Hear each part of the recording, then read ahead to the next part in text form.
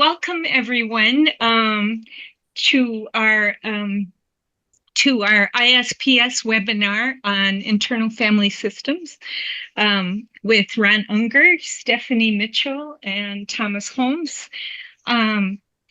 I just wanted to say a word about ISPS. Maybe most people that are here know all about ISPS, but in case you don't, I'm the president currently.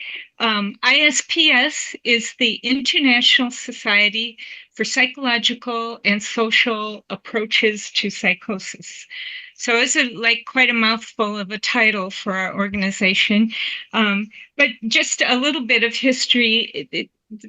We wanted to keep the acronym that we started with 70 years ago in Lausanne, Switzerland, which, by the way, in 2 years, we will be having our international conference in Lausanne to celebrate our 70th anniversary. But when it started, it was an organization started by psychiatrists, psychoanalysts, and it was called the International Symposium for Psychotherapy of Schizophrenia. So we would find that title outdated in a number of ways, or even offensive to some people these days. So our title evolved over the years, but I think going back to that original title, it definitely did convey something that's still important to us now, which is that that people that are experiencing psychosis are not a different brand of humanity, that they are us, that we are all human beings, and that the same approaches and talking therapy in the beginning and all the other approaches that we've developed now are applicable to people, to human beings, including people that are experiencing psychosis. So just to give you a flavor of where we came from, and that value continuing through the years up till today. What is very different now is that our organization, started by those psychiatrists, psychoanalysts with that vision, now we do include professionals of all kinds, which were not included in the early days, but we also include people with lived experience themselves, and family members or caregivers who are responsible for helping their people with experiencing psychosis. So our organization has expanded a lot in terms of who's included and of all the different kinds of approaches that that are being used across the world. We have just one other thing I want to mention is that we have chapters all over the world, and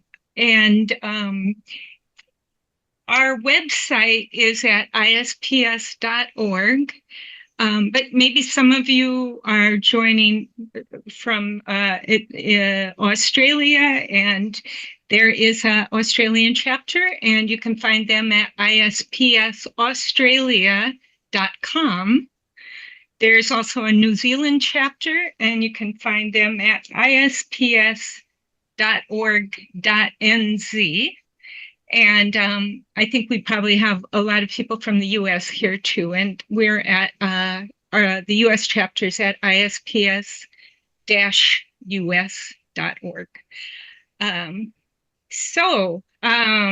I think with that introduction, I would just encourage any of you that don't know more about ISPS to go to the websites and see what we do and what we offer, and to possibly join. There's a quarterly journal, a scholarly journal that is put out by ISPS. There's a series of over 25 books through Routledge that we have, plus conferences in all the different regional groups and the international conference. So maybe that is enough of an introduction to ISPS and not to take up any more time. But I do just want to lastly thank you very much, Ron Unger, for organizing this for ISPS tonight. So thanks a lot. And I turn it over. I appreciate our panelists being here to do this. But we're going to have discussion amongst the panelists, and then what we're going to have is we're going to address the questions. And so we ask that if you have a question that you're hoping to get to the panelists, to put that in the Q&A. You'll see on your menu on the bottom the Q&A button. So yeah. So I think to start out, what we're going to do is ask our panelists to say a little about themselves and kind of like what, including what got them into IFS and why they think it's important, just a general introductory overview of that. So does anyone feel called upon to start with that?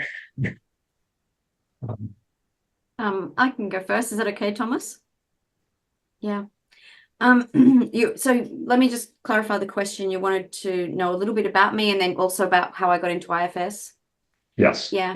Okay. So I started off working in mental health as a peer worker because I had my own experiences of what one of my incredibly articulate clients calls life-altering distress. And I like that phrase. From that place, that was a real gift to me, actually, to be in a place of being around peers and in a work environment where I was supported and valued for my lived experience. And so from there, I sort of went from peer work to support work to therapy, to being a therapist.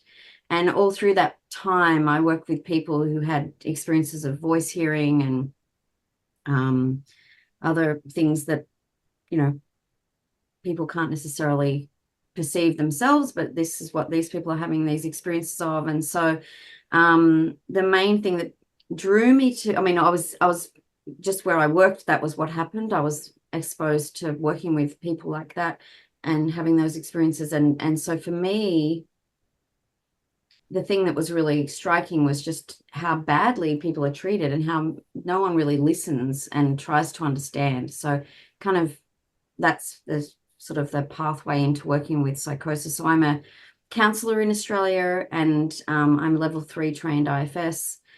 I have my own pretty significant trauma history. And so my interest in IFS came from being a therapist who was really feeling like the things that I was doing with clients just wasn't that helpful. I've had a long history in the Hearing Voices movement, and I co-facilitated a Hearing Voices group for a number of years. Have done all manner of different, presenting nationally, internationally, and ran trainings and things like that. And it always felt that there was something that I just felt dissatisfied in what I was offering my clients and that it wasn't enough. And then I found out about IFS and as a therapy modality from one of my colleagues where I was working at the time, and was going to go off and train in it. But then I realized I need this for me. So I actually got interested through becoming a client. Once I kind of heard about the theory of it, I started as a client. And so I've had my own long journey, about 700 sessions of IFS. And it has been an incredibly, I've had 10 years of therapy before IFS and felt like it was a lot of struggle town, a lot of thinking and trying to reframe and a lot of up from top down kind of processes of trying to make myself feel differently. And IFS has just allowed me to feel different from within my body. It feels like not something I have to do or think. Change doesn't occur from outside. It sort of happens from within inside of my body is how it feels. So I came to IFS from that place and then did the training during the process of my healing. I've been training. So that's a bit about me. Cool. Thanks, Stephanie.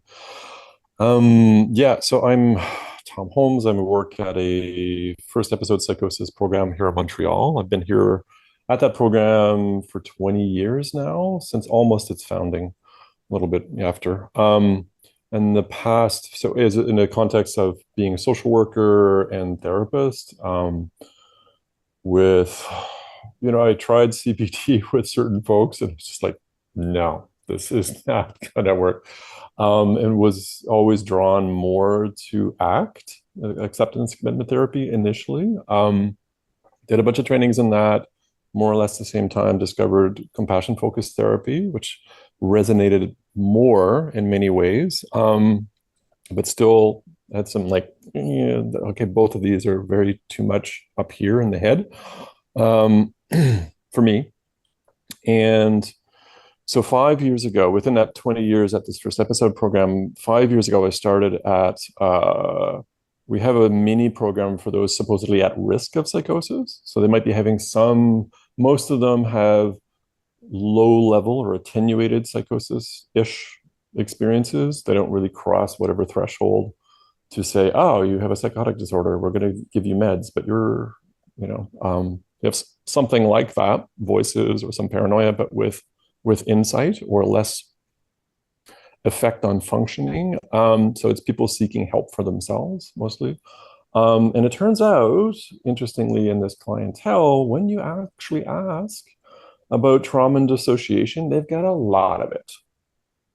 And, despite the hundreds of papers saying, including by where we work, that you need to ask for trauma, it just doesn't happen. And especially with dissociation, it just doesn't happen. Psychiatrists are often trained to pretend dissociation doesn't happen. But anyway, with this clientele, they have a lot of dissociation, either in terms of very, distinct parts as voices, or some personalities experience not necessarily as perceptualized, but also a lot of depersonalization and derealization. And so a lot of the work in the past 5 years is like, oh, okay, some people with stuff that's, talking in terms of parts, it's like, okay, I have been exposed a little bit to IFS, like at a conference 10 years ago. And went, oh, well, yeah, I got to learn this. So 3 years ago, got some training from IFSCA, because they have a cheaper, but still very good, but not certified, training online. So I took that.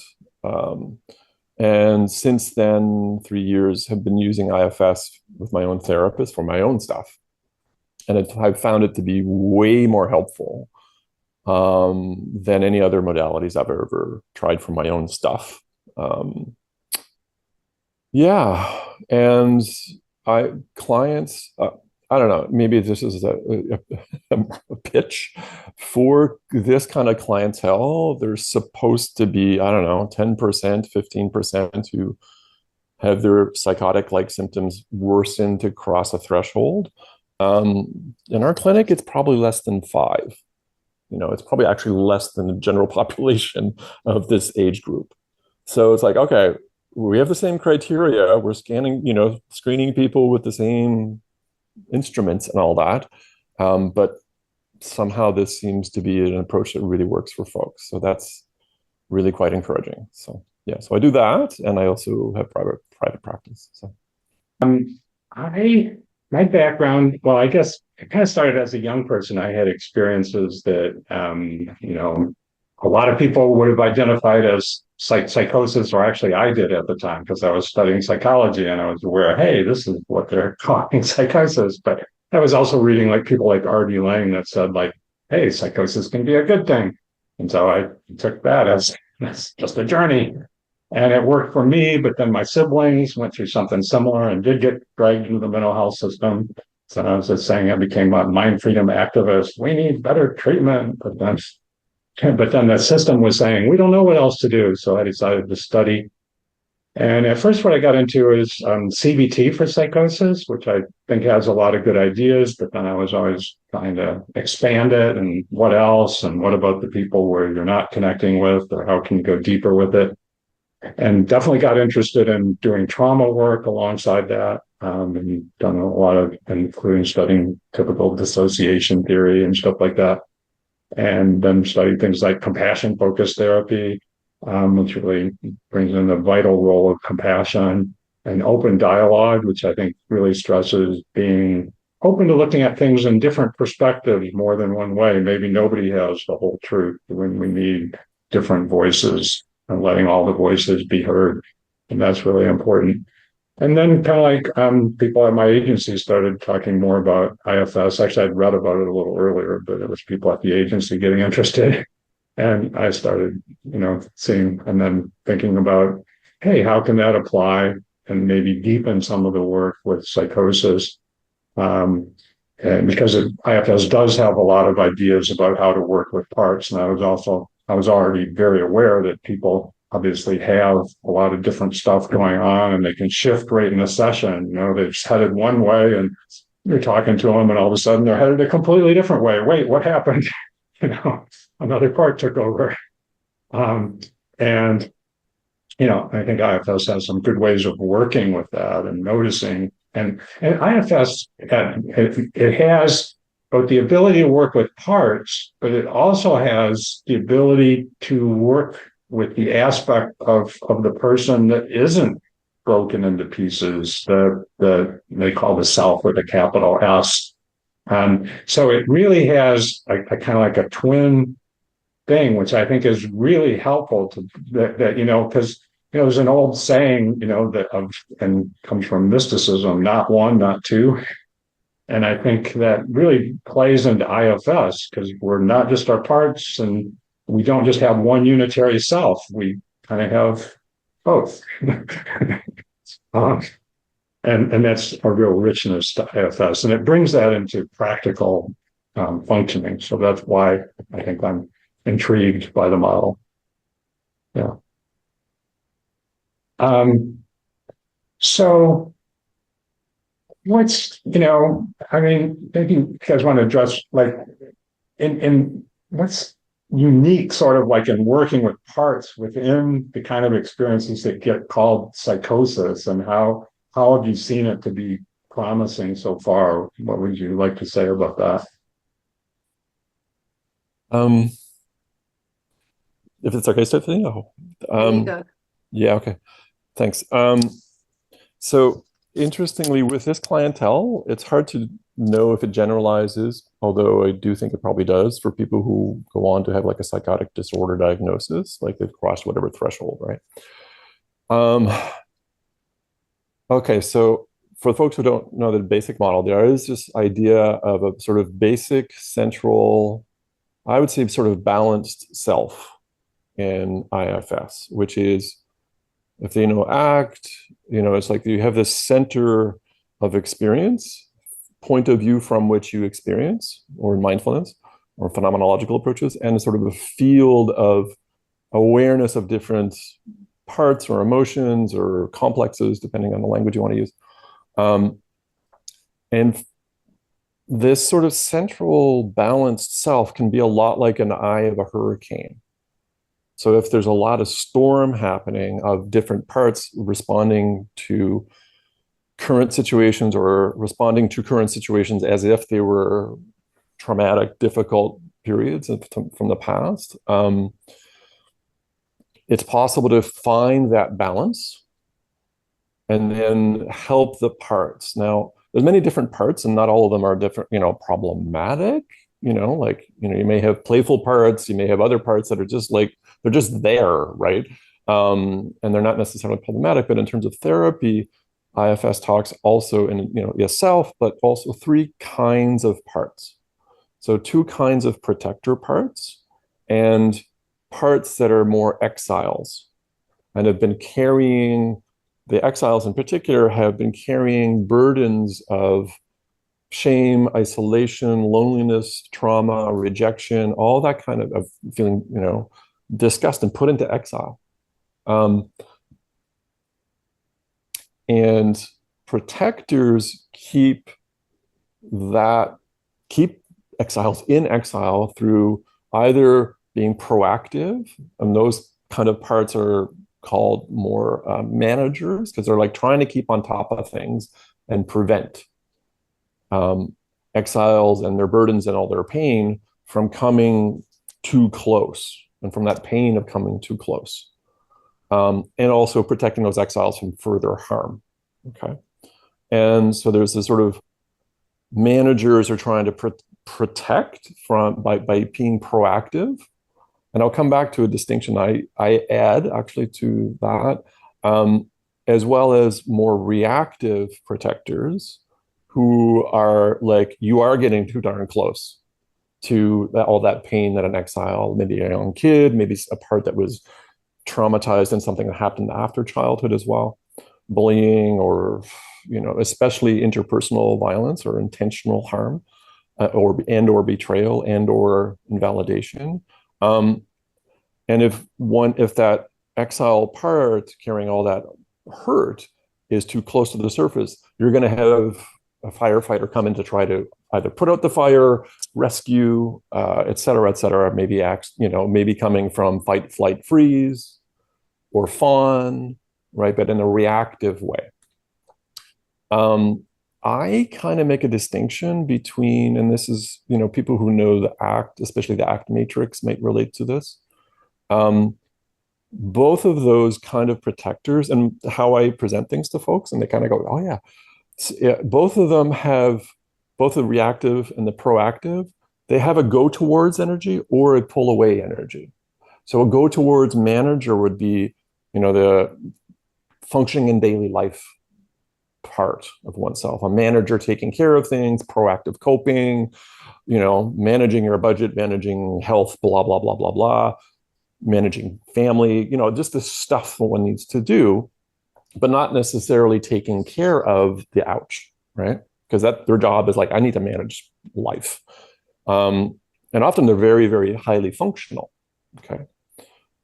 Professionally or in daily life and family, et cetera. But there's also a pull away and watch out for stuff that might be coming. So they have their go towards manager, and you got to like, whoa. And that would be things like anxiety, or if one way to understand psychosis, or parts of psychosis anyway, is watching out for threat, like hypervigilance to danger and threat, and to powerful others who would be intrusive and taking over.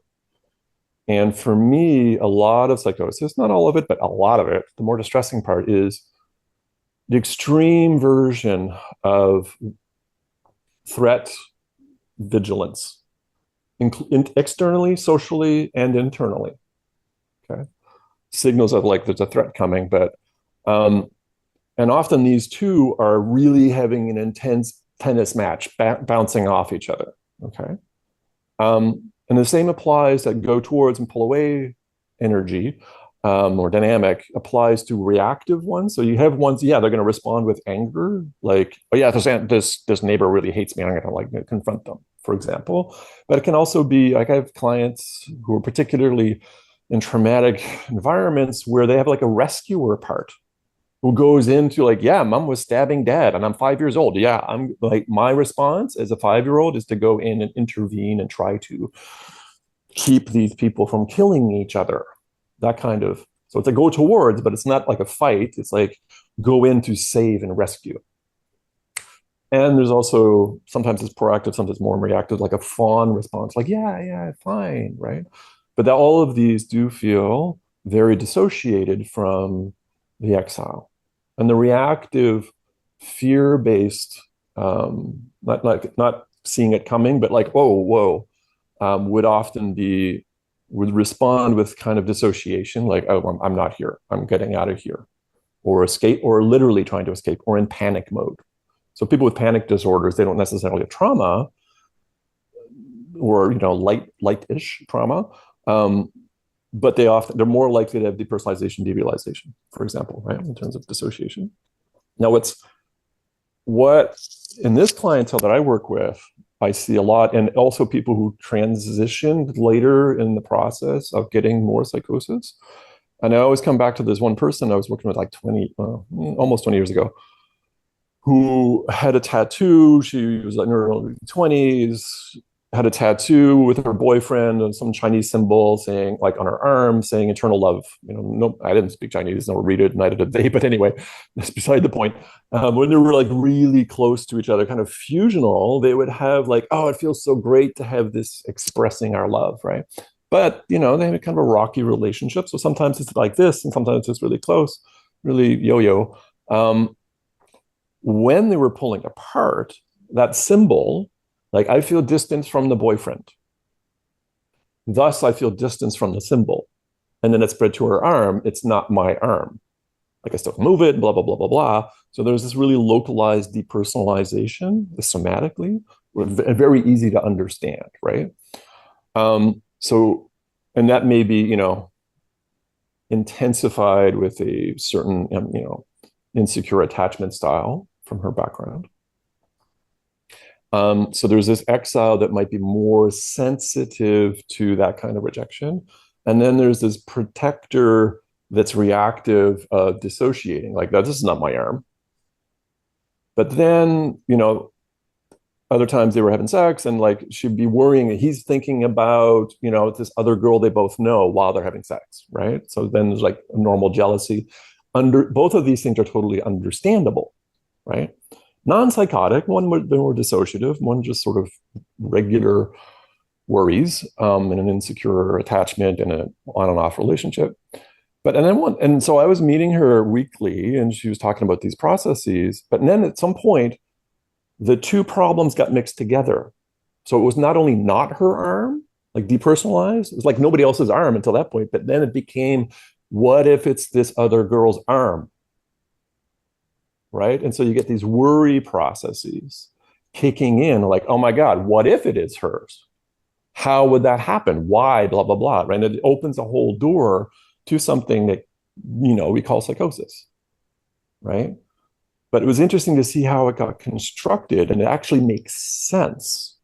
So in a way, if we use this model of, she's functioning fine, but she's got this anxiety, who's looking for patterns for threat and for explanations for a dissociative experience that her regular functioning mind would be like, doesn't make sense to me. But then her scanning for threat and who's the powerful other came up with an explanation for the dissociation. And it's neither the dissociation in her context, somatic depersonalization, nor the worry per se, but it was really the combo that made it psychotic-y.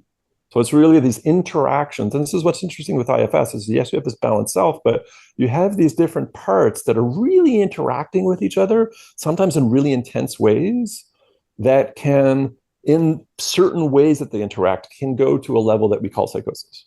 Like this depersonalization of certain aspects of your experience.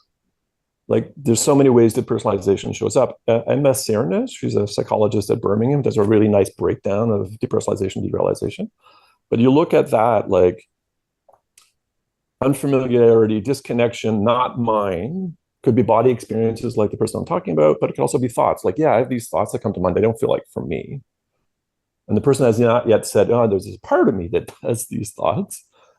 But if you add to that, it's not from me, it's from somebody that's threatening out there in the world, coming from this anxious explanation place, then you can definitely get psychosis, right? And this is a little bit with, CBT for psychosis. It leans on those explanations, those anxious explanations, and talks about anomalous experiences, but it doesn't elaborate very well what those anomalous explanations are, which are pretty much dissociation, and my idea of things.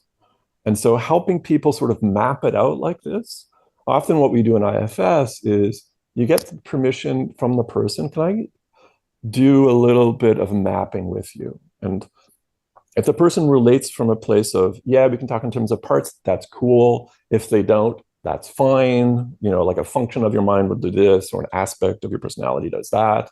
Whatever works for them, right? Because you don't have to be hard and fast on this is the language. But then mapping it out in these different kind of parts and how they're interacting, it helps them actually come back to their center to use ACT language, defuse from, to use IFS language, unblend from these particular parts, and especially the intense dynamic between them. And then work with one part after another. So that's my little nutshell blurb on that. Yeah. All right. Stephanie, did you want to take a shot at that? Yeah, so I'm appreciating the overview of IFS. For me, what I was really wanting to speak to, there's a couple of things. We talk about self having certain qualities, the self energy of the client, this kind of core of this is who I am, right? I'm having these other experiences and I feel conflicted and I feel confused. And when I have felt most crazy and I'm like, oh my God, I'm losing my mind, it's always a polarization between my parts, wanting completely opposite things and also needing to know completely opposite things. And so I will literally have a part who's like, that is not me. And another part who's like needing me to understand and know something. And when I can't tolerate the difference, I'm feeling crazy. So for me, when we think about the qualities of self, one of the qualities of self is clarity. And so when Thomas talks about he talked about the unblending or diffusing. I like to call it differentiation. That I'm not someone who is a pathetic, needy person who everyone will hate because of my neediness. And I'm also not only the strong person who doesn't need anybody. I have both of those parts, and they hate each other, and they're both wanting such opposite things, and so much fear about having any need at all because of the trauma in my childhood, that the one who says I have to be alone and I have to need nothing and never ask hates the one who so needs that. It's very young. It's like in my system pre-verbal. And so it's like this need has to be completely disowned. And yet, who wants to live alone? Like the agony of the aloneness that the choice of that protector had to make is unbearable. And, and so for me, helping the client to map that, to map out and hear the parts who are at war with each other, brings clarity, which is a quality of self, right? It also brings some compassion, because as soon as you differentiate a little bit, you realize, God, how horrible is that? These two parts of myself, but either believe they have to be completely alone or somehow be this pathetic, needy, like there's no in between for my system, right? That's what feels so crazy.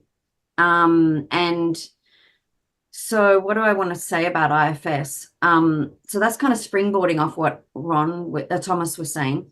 But what I want to say broadly about IFS is that for me, and psychosis in particular is what I wanted to come to, is that I believe that the person who's having this experience has grown up with a lot of messages about not being allowed to say and know certain things.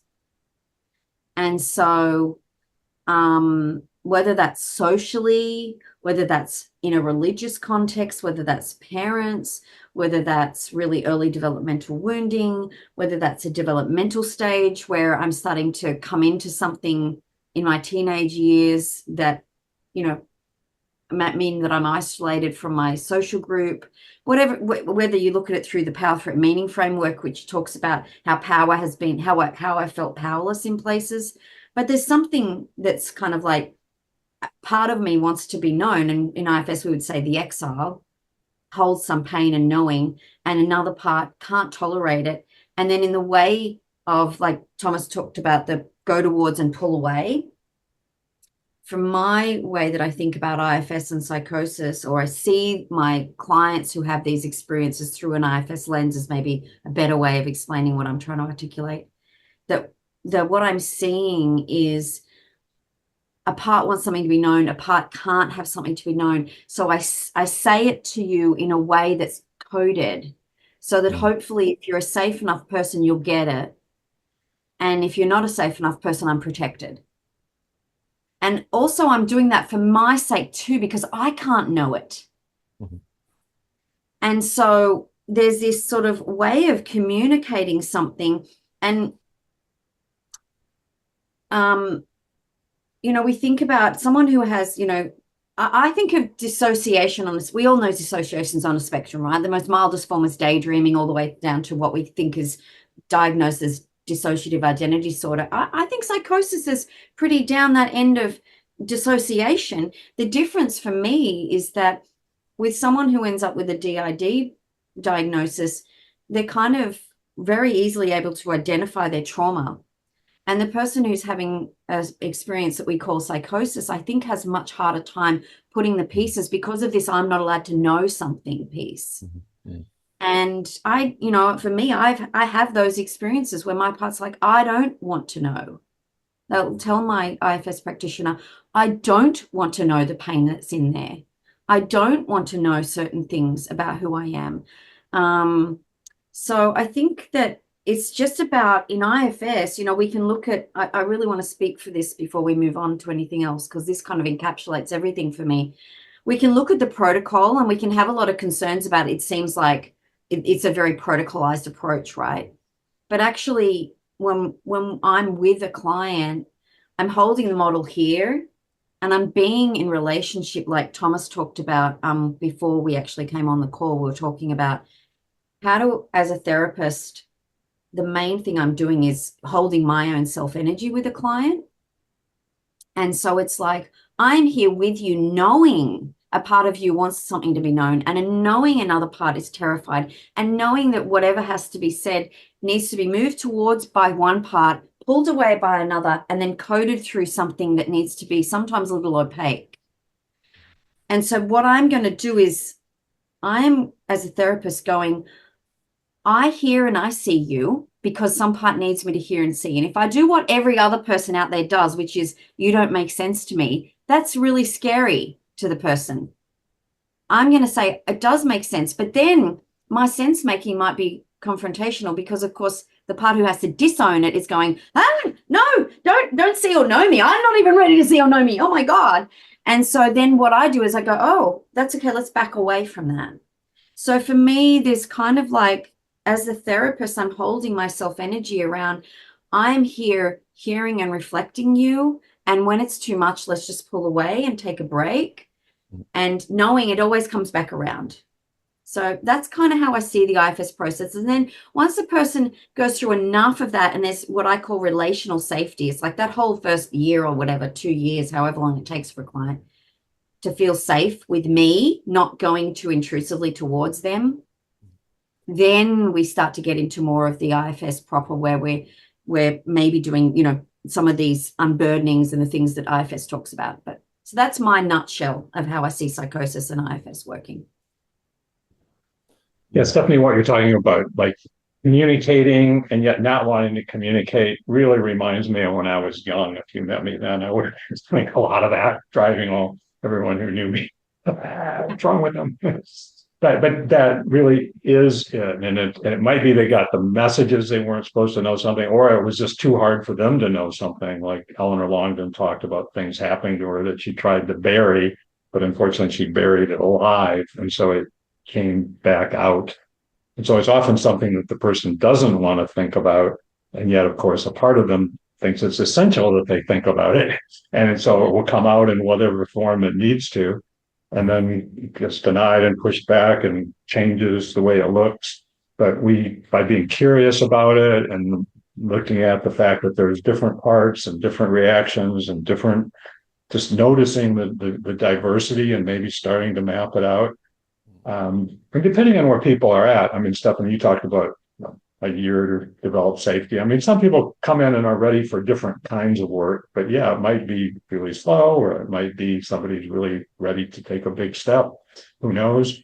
And sometimes people, one of the beauties of IFS, it doesn't just see all the magic in its eye. The great therapist with my compassionate heart will heal you, but it's more like, hey, I'm going to try to be in my compassionate place, but I know that you have the ability to be in your compassionate place towards yourself and towards your parts.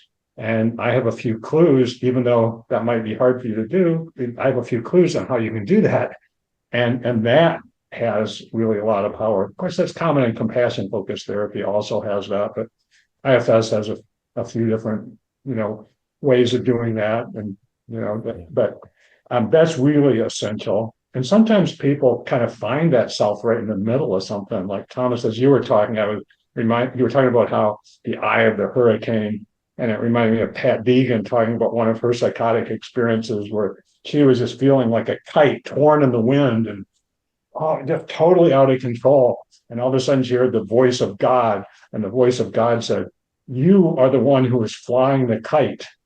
And all of a sudden, it's like she came to an IFS term, she came to self and realized, oh, I can relate to all these different states of the kite. And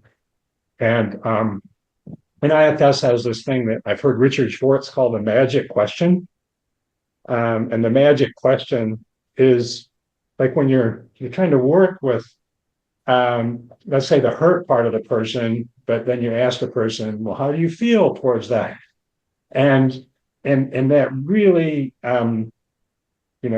brings out that if the person is not in their compassionate space, they'll be feeling angry or ashamed or not wanting to have it and stuff like that.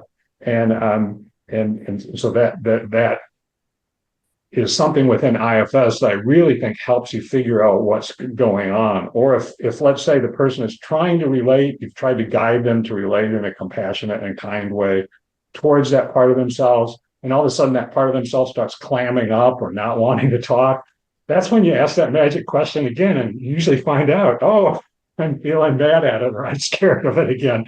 And that's what it's reacting to. So it's this very relational thing. And I have found, I think sometimes my clients, are maybe a little more disorganized than some of Richard Schwartz's clients, because I get parts to agree to step back, and a minute later, they're back in there causing trouble. Which often means you have to work with the part that, even though it says it would step back, you have to turn and work with it before it's really ready to step back. So anyway, those are my kind of jumbly thoughts about this. Maybe I could just ask, what else is coming up as what's really important with IFS about psychosis specifically? I know psychosis can involve like people feeling that others are directly sending stuff into their mind, or that their thoughts are going out all over the place. And but what strikes you as especially important about IFS, or also even about any particular challenges that come up for IFS, like with psychosis as compared to other kinds of, working with IFS with other kinds of things? There may be special challenges with working with psychosis. I'm curious what comes up.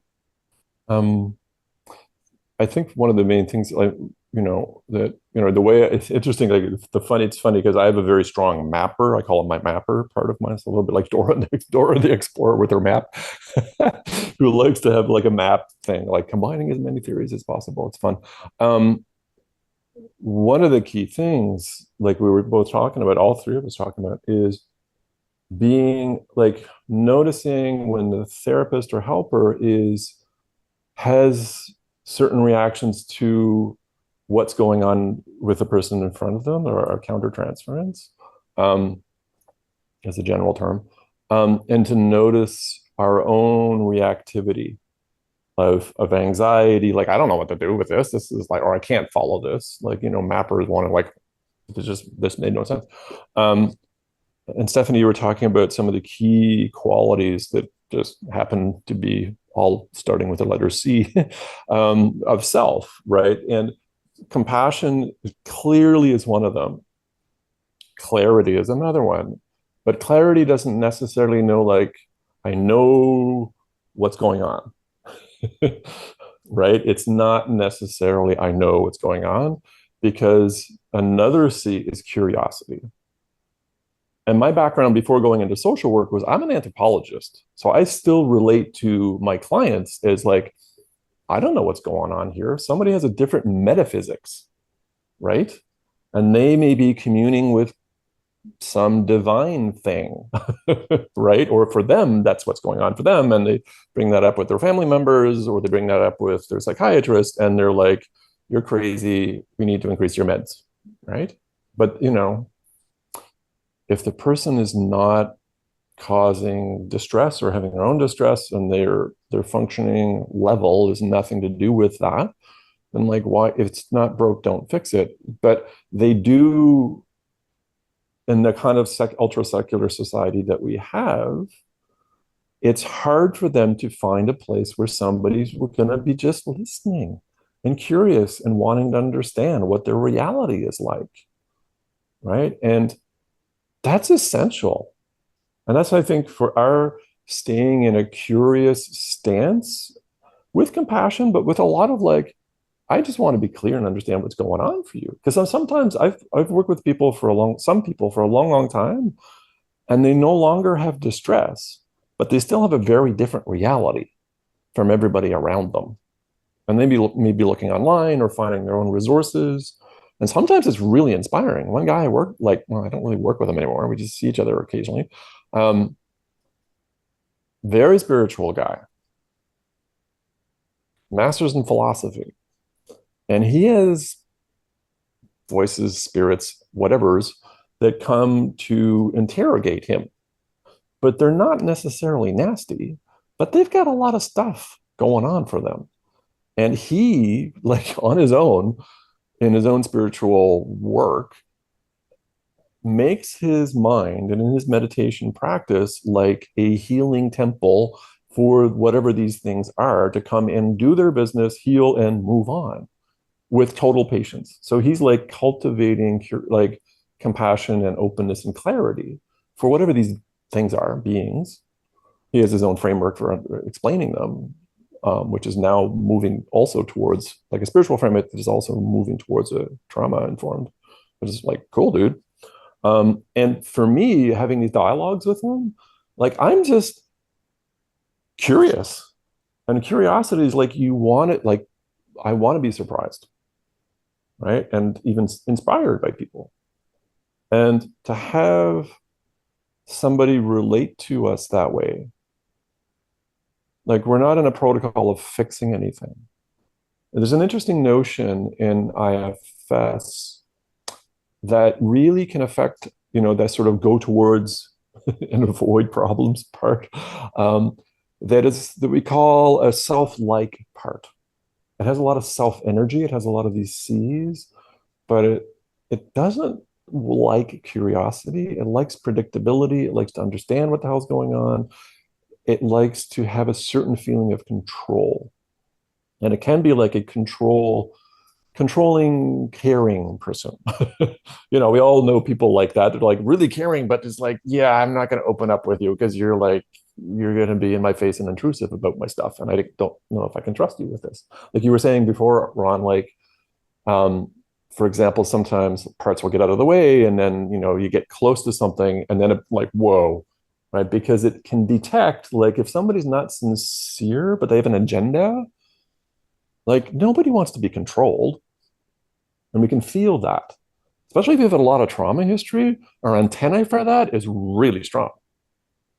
And one of the weird and problematic things in psychiatry, of course, is it's a very risk averse and control. Get rid of experience. We got to get rid of these. These are meaningless epiphenomena. Get rid of them. It's like a rash. It doesn't mean anything. Just get rid of it, right? Whereas people are fascinating, like really fascinating. And to be open and working with them, I learn so much. Like, yeah, I've learned a lot from reading, but I learn way more by working with people. And so that's one of the aspects of IFS that I just love, is that openness. And often people are like, oh, okay, yeah, I can talk about, yeah,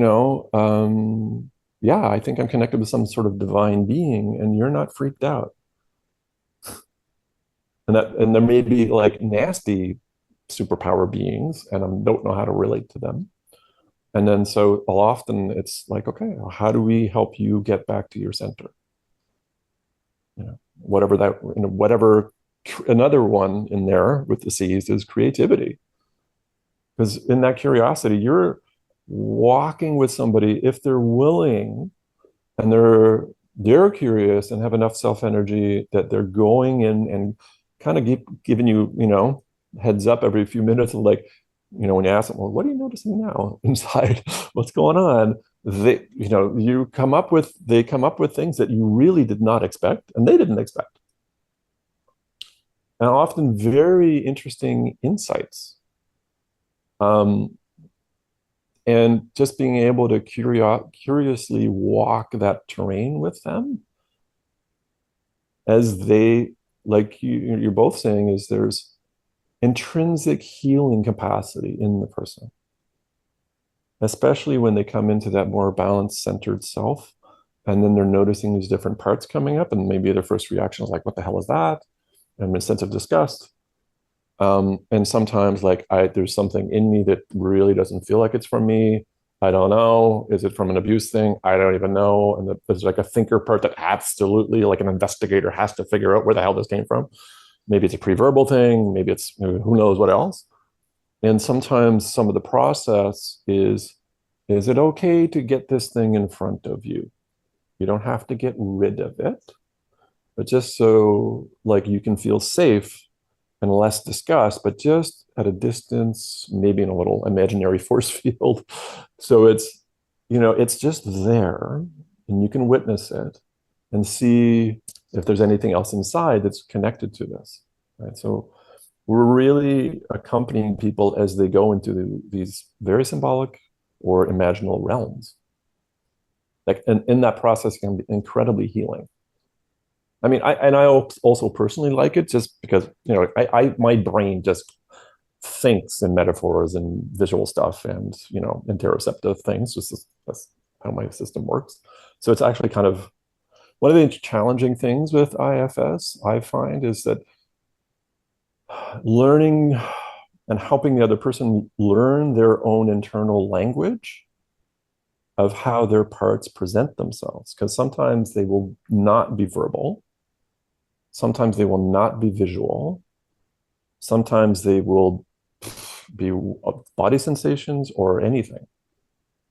And so tapping into some Gestalt ways of like, does this part have, or does this body sensation feel heavy or spiky, or if it had a texture or whatever, or heat, or these sort of physicalizing it, right? Because really, the personification of parts or complexes in IFS is really helpful, but sometimes you're not getting a personification, you're getting like a physicalization, if that makes sense.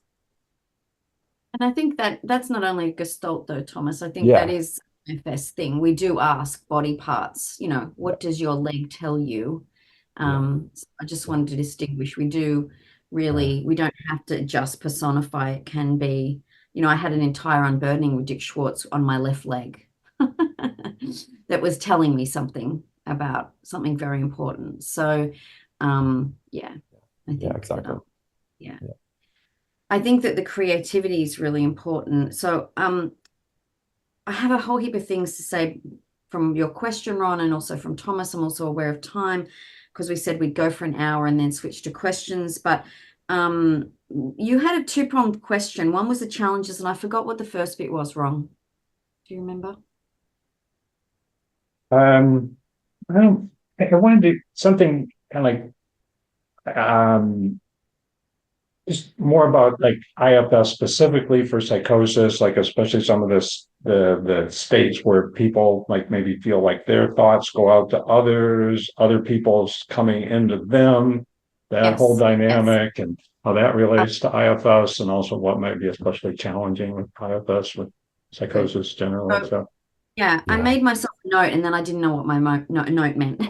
So the thing that I wrote when you asked that question was, for me, I'm always listening for themes. Okay. So for me, for what I'm kind of gathering is when somebody's telling me about my thoughts go out into other people, or their thoughts come into me, or these other, whatever the experience they're having is, okay. For me, it's not they're not really telling me about that experience. They're telling me about something else, and I have to listen for the something else. Okay. Because my thoughts going out to someone is metaphor for some other sense of powerlessness, of feeling controlled, maybe meaning making. I think Thomas and I, because we do peer supervision, and he mentioned to me once about pattern formation, that, and maybe you can mention in a minute, Thomas, just very briefly, because I'm aware of time, the paper that you were talking about, psychosis and pattern formation, and how pattern formation and anxiety in the psychosis space are kind of like jumbled. But my point is, what I'm listening for is there is actually an important knowing or theme that the person has kind of put together a whole bunch of things, like Thomas was talking about the tattoo in the arm, that there's like, I'm afraid, but I don't know how to put that together. And the actual thing that's important is, if we listen to that person with the tattoo, I'm thinking, okay, so there's some sense of, I want to be close and I'm afraid, and when it's distant, it's scary to me. Okay. And then how do I make sense of that? And then if I externalize my confusion or my fear or my wanting to be close and also wanting to be separate through the tattoo, and then that kind of this pattern formation, then it becomes the arm. For me, I'm not really that interested in, of course, I'm interested in the tattoo, or I'm interested in the arm, or I'm interested in how the thoughts get transferred to the other person, or vice versa. I think with psychosis, as a therapist, I want to be acutely interested in that. I'm not saying that I'm uninterested from the perspective of I'm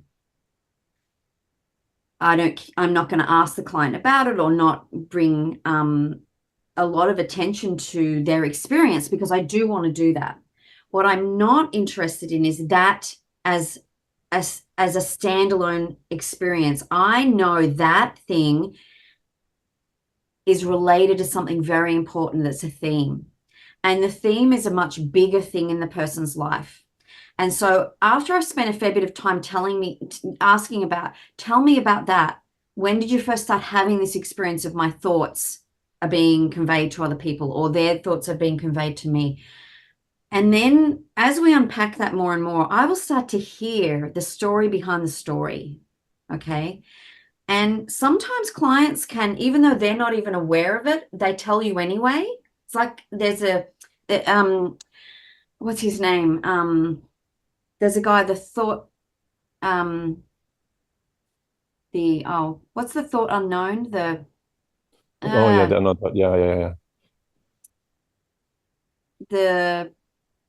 We can't think of it. Anyway, there's a particular theorist who's written some great stuff, and he talks about Stern. No, it's not Donald Stern. I've got his book here and I can't remember, but he talks about the fact that we know something, but it hasn't come up to awareness yet. It's almost like the felt unknown, but that is known. And I'm frustrated at myself. My parts are frustrated. It might be Christopher Bolus. Somebody put that in the comments. Yeah, Christopher Bolus. He talks about that. And so there's like, they are telling me something that up until the point they get to tell me, they weren't even aware of it. But now it's like, oh yeah, that's 100% true. So I'll say, how long have you had that experience of my thoughts go out? And they'll be like, well, since my dad used to sexually abuse me, and I was sure that he could read my mind when I was afraid. Mm. I mean, that's a pretty big example. Most people don't come with that as your first thing, because it's too big a jump. They'll tell you something much more subtle at first. But that's what I'm talking about. And I was making the big examples to kind of make it really obvious.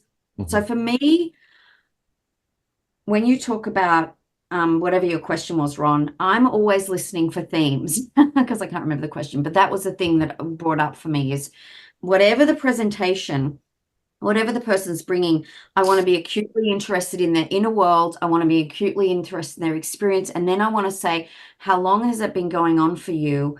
Let's listen to the theme underneath, which is about powers. Someone's thoughts coming into me has some early thing that has a meaning to it. The second thing that I want to speak to is about Challenges, for me, there's a bunch of challenges. If you learn IFS and you think you can just do the model on people, you're going to be very challenged with psychosis because, I mean, I even find the feel towards question problematic. It is a magic question, but we don't expect parts to step back, even if they agree to step back, because they don't. We have to. The challenges for me are stay long enough in the model. When I first learned IFS, I had no idea how to apply it to my psychotic clients. And I would constantly turn up to my supervision and just go like, ah.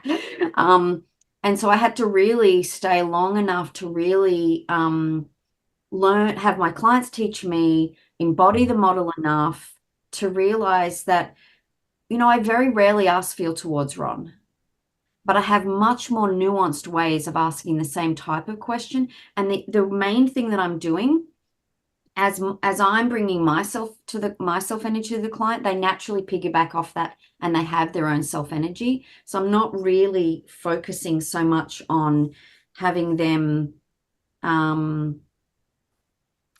necessarily, especially early on, trying to even access their own self energy. It's sort of like it just happens. It appears as we get clarity or compassion or curiosity. So that's kind of one of the challenges, I think, is people think that they can kind of like do the protocol and they'll get the result. But actually, I think that we have to be very nuanced with IFS when we're working with psychosis. The other thing I will say, and Thomas, I don't know if we've got time. I think we need to stop for questions. But Thomas did just mention quickly about spirituality. Yeah. And So, and I'll try. I have an example of somebody that comes to mind, because it's both for the spirituality question and the pattern finding thing that we were talking about another time, as well as the intrusive thoughts, and as well as like other people know me, because sometimes it is a power scary dynamic. And I'm thinking about a guy who is a refugee and stuck here and homeless. And so his stress levels were just like through the roof, right? And somebody who had difficulty functioning before that. And he was not particularly, religious or spiritual, but like not. But in his situation, there's this article that came out in 2008 called lacking control increases illusory pattern perception. Yeah, and I saw you referenced that in one of your articles, which is, because when we have a feeling of lack of control, we do scan for where is the threat and where are the possible resources, and this is dopamine is involved in that seeking information, right? And so this guy, he was worried, like, am I going crazy thinking that other people know my circumstances, or thinking that God is testing me by hidden messages, that they know my circumstances and the way that they behave. There's all these hidden referential idea messages, plus also they know my internal world. He was like at the same time interested, but scared of what that might mean, but also scared he might be going crazy, right? Because he was like, another part was noticing that thing going on, that phenomenon, and worried he was losing his mind. And, so it's like, either this is true and there's some big spiritual conspiracy thing to connect me with my family, because or it's a test, or I'm going crazy. And neither of these options are particularly interesting.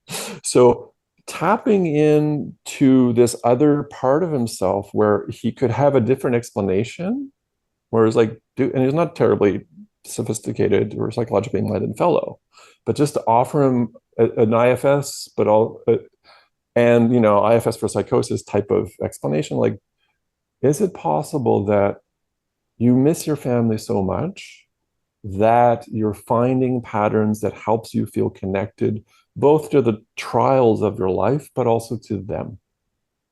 And his system immediately, and I'm coming from I'm giving an explanation and I have the explanation, but really just like a curious, calm, just offering, like, take it if you want, you don't have to. And his system immediately went, "Phew," immediately calmed, right? So a lot of it is, like Stephanie's saying, is it's so much more about us embodying self-energy as much as we can and offering what we can, coming from a place of open collaboration, and probably another C could be collaboration, of with somebody. Okay. And so that scanning for what's going on in here, what is it connecting to there, often, like, there's a couple ways I think that we get to feeling people know what our internal thoughts are. One is trauma type intrusions, like people like know and be, as been so vulnerable that people know what the hell's going on because they're really intruding into you, and or they're gaslighting you during this whole process to hide the abuse that they were doing to you. And another one is like you're scanning the environment for like, oh, and you're noticing these intense coincidences. I just had this thought that I noticed that in my environment. I wonder if there's a coincidence. And then you build on like, well, what if there is blah, blah, blah. And that sort of ego boundary opens up a little too much. Or you're having either voices or audible thoughts. Now the voices, like they seem to be like maybe acoustic or at least out there and not from you. And they're talking about your internal experience. So like, yeah, somebody, some agency knows what the hell's going on in here, or you're hearing your own thoughts. So shit, if I hear my own thoughts, who else might? Right. And then you get vigilant about like who could know. And then you're finding the clues that confirm that not good hypothesis. The other thing too is that you feel if somebody's so isolated, one of the best predictors for any kind of psychotic symptoms is loneliness. Like this poor guy stuck here, homeless refugee, his loneliness factor was humongous. And for that trying to meet that need, like a protector, pattern finding protector, trying to meet that need of some sort of connection, even if it's, other parts of it, like that's crazy, dude. Okay. Yeah, I do want to shift now to dealing with some of the questions. And so feel free to type more questions in there, and I might skip around through them. But one question is from Elizabeth, who's asking, do you have recommendations for clinical teams who are dubious about clients being ready for therapeutic work? Like they might think, oh, they're too traumatized for trauma work or too psychotic to work with their psychosis. How do you respond to a clinician saying it would be dangerous to give this person the idea that they have parts, or even that their psychotic experiences might be meaningful? I could take an initial shot at that. I would point out that maybe it's like trying to not get into like being able to notice that they have parts is dangerous because it makes them more crazy, it makes the whole thing seem crazier. Whereas if you just kind of like normalize, hey, we all have parts, part of me wants to go this way and part of me doesn't, and parts doesn't have to be anything very exotic, but it still helps normalize, hey, it's common not to be all on one page in our mind, and then the idea that people are too traumatized or too psychotic to work with stuff. I think, the evidence from the therapy has been shown in research to be generally helpful, and, is what I would turn to. And yeah. I'd add to that, just like it's reminding me of a conversation, like a group meeting. It's like, it's just after taking it was before like a little bit of a hearing voices, but informed a lot by voice dialogue training with a hearing voices guy. And actually just giving an example of a conversation of a client that I had, super bright young guy who, at second conversation, like one such and such voice who has a name shows up, what emotion is there? And he said, well, anger. Is that angry at you? No, it's angry at these social circumstances, which are normal to be angry at. And he's very insightfully said, well, this voice carries the anger for me because I don't know how to do it. Yeah. I'm like, dude, that's brilliant. So, and then a couple sessions later, I had a conversation with the angry voice thing. He was sort of not there. And then he came back and I read him back the notes from my questions, the angry voice or the anger carrying voice that had a name. I read it back to him, like a 12-minute conversation, and he was able to recall that from living it, right? And also, just I expose that to the group to say, like, this is possible. We don't have to fear this, but it takes a little while for people to feel like, oh, that's doable. and also, Ron, as far as the team stuff goes, I think for me, when people ask me that, I don't always use past language at first. When I say I'm being the self to the client system, I really am. The main thing I'm doing is I'm listening very, very carefully to what they're telling me and reflecting back in ways and then asking questions so that I'm tracking their parts even before they're able to. So, it's just more of a way of really understanding the distress. When people feel understood and heard, they start to feel less distressed. And then all of a sudden, presto, this person who they're saying is too psychotic for therapeutic work is less psychotic. Ronald Lang talks about the fact that, a lot of his clients weren't particularly psychotic when they were in the room with him because he made it safe, right? So, and I've definitely seen that phenomena that Matt Ball's idea of dissociotic, right? Only when it feels unsafe in the relational space do I need to even use psychosis as a barrier between you and I. Is kind of how I hold that, just I'm here with you and I'm listening and I'm curious and I think you're an amazing human being and you get to feel that from me.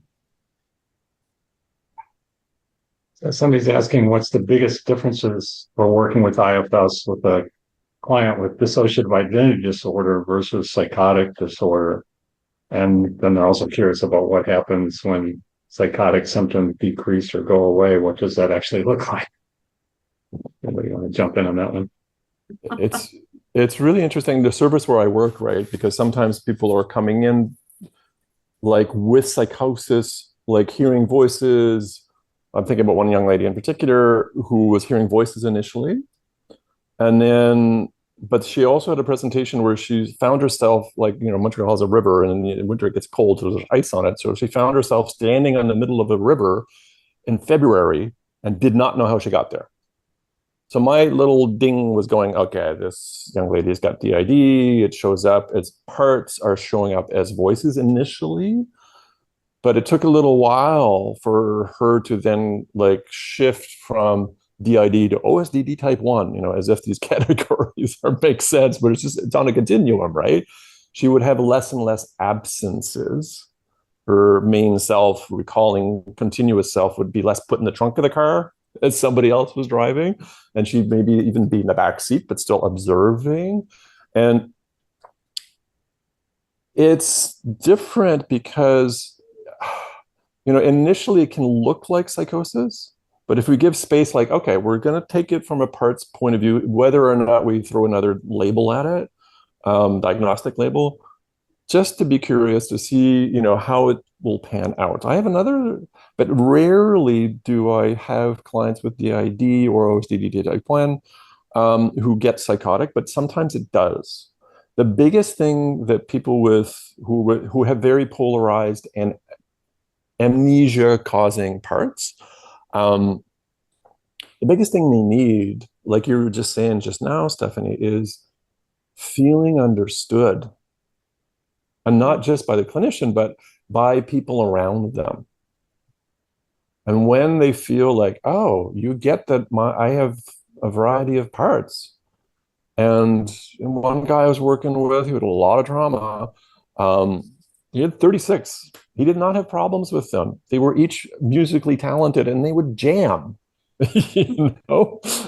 And it was not a problem when he was living with his dad and stepmom because they got it and it was fine. But when he was living with mom did not get it and would be really angry, and that would not be good.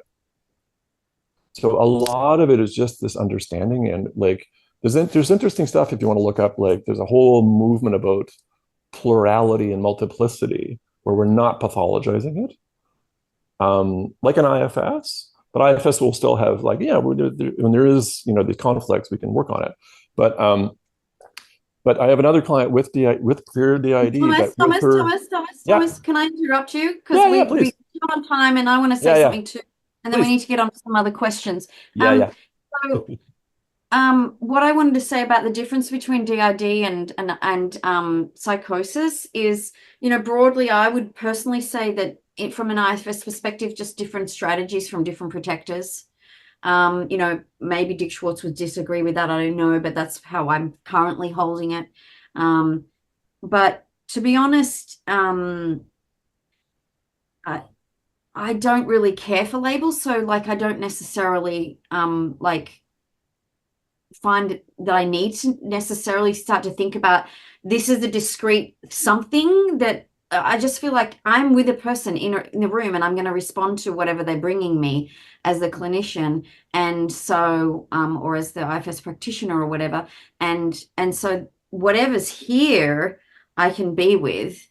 And if the person's like, as Thomas said, amnesia making parts, then I just want to be curious about that and find out what feels safe in that space. And then if a person is having psychosis, what feels safe in that space. And then really importantly, your question, I wanted to pop back to that question around what happens when they have less psychosis. Well, that's when the real healing work happens in my mind.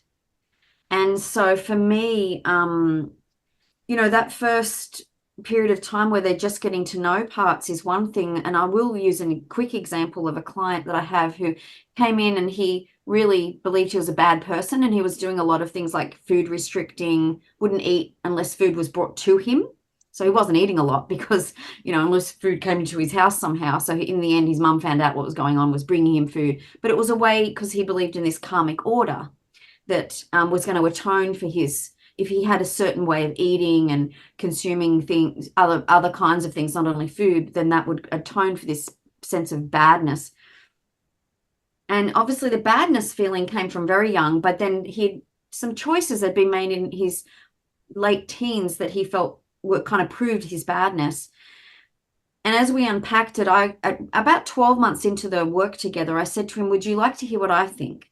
And because we'd sort of been talking a little bit about parts and a little bit about voices and a little bit about his beliefs and bouncing around things. And he couldn't see anyone else as bad, only himself, and really had to idealize a lot of, family members and things. And about 12 months in, I said, would you like to hear what I think? And I said, I think that there was a part of you who we've heard in little snippets. And I know it's really scary for you to get close to listening to that part. But that part made the choices that you feel so ashamed of and beat yourself up about from a really constrained place where that part was very afraid. And I said, and I don't think that makes you a bad person. And at that point in time, and it felt therapeutically correct to do that, by the way, but he found that so offensive. He told me I was completely wrong, that that was absolutely not the case, and then went on to tell me about the quantum reality and these forces and this what Matt Ball would call the dissociotic moment, right? Great. I just went, oh, good. Thanks for letting me know that. I'm wrong. Then about another year into the therapy, there was this place where I said to him again, do you want to know what I think? And I said virtually the same thing. And he said to me, that is the most compassionate thing I've ever heard. And it was the beginning of him. And he actually, we spent various times throughout we had a lot of time where we just talk, and then we have these times when we have let's chunk down on how you perceive your experiences, and we'll go through this long process of unpacking. And he actually took one of those sessions where we're unpacking and put it to music, and he titled the thing Maybe I'm Not Bad. It was an incredibly beautiful and powerful moment for him. And so for me, that's when the real healing work comes. And so recently we've been talking, because he's much less psychotic now. And he said to me, my protectors are just very afraid to go to that boy who believed he was bad, because I'm afraid I'm going to do bad things again if I don't keep believing it. So now we're just into the actual work. So that's the answer to that question. Yeah, that is kind of leads to a segue to another question. That someone is enviously hears that we work with some or most of our clients for years, and they work in an environment where they have to provide time-limited therapy, no more than 6 to 9 months or 20 to 30 sessions. And would you even start doing IFS with psychotic clients with such time constraints? And I could jump in with my answer, which is yes, that you would do what the person seems available for. And because you can often you can help the person have a little more sense of being able to just be calm and curious and compassionate towards what's going on in themselves, that can make progress. And often you can do that. And the first step is often to help the person not be overwhelmed, because if the person is if the person is feeling overwhelmed, they're going to be in fight or flight mode and forget trying to be compassionate and curious. You don't want to be compassionate and curious when your house is on fire.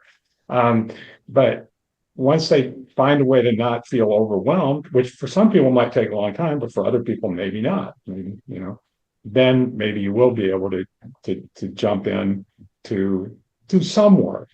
Again, what you'd be able to do in that period of time would probably be limited. And hopefully you would steer them towards, okay, we got some stuff started, you've got something going, there's different ways you could continue this work. Because really often people's real recovery journey takes years, whether they're seeing a therapist that whole time or not. It does take years. Yeah. I would just add one thing to that. If there's the psychotherapy part, and then there's also if the person has psychosocial needs that are maintaining their stress levels and these extreme parts reacting, get a social worker involved so that those psychosocial needs can be met. Because it's really hard. One of the key things about doing IFS or any actually probably good therapy is really make sure that those basic Maslowian needs are taken care of as best as possible. So that's the social worker part of me chiming in there. Yeah. I don't have anything to add, but I will just say for the recording, thank you for the people who knew that term, the unthought known was what I was trying to say. And it's important to say it because it captures it beautifully. It's known, it just hasn't come into thought yet. Unthought known by Christopher Bollas. Yeah. Okay.